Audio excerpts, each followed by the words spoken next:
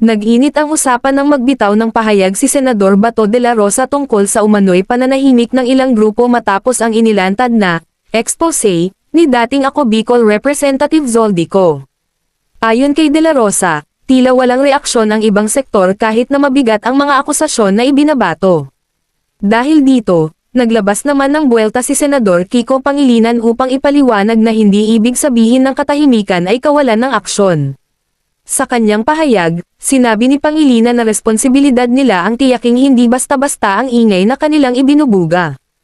Para sa kanya, mas mahalagang may saysay at direksyon ang bawat hakbang, lalo na kapag may isyo ng pananagutan at posibleng katiwalian. Hindi raw nila layunin na magingay lamang para sumabay sa usapin, kundi siguraduhin na haantong ito sa tunay na pagpapanagot sa sinumang nagkasala. Dagdag pa ni Pangilinan, dapat maunawaan na ang tamang panahon at tamang paraan ng pagsasalita ay mahalaga sa politika. Hindi porket hindi agad sumisigaw ay wala nang ginagawa.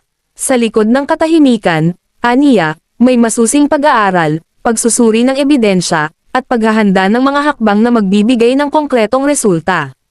Sa huli, ang tunay na layunin ay hustisya, hindi publicity.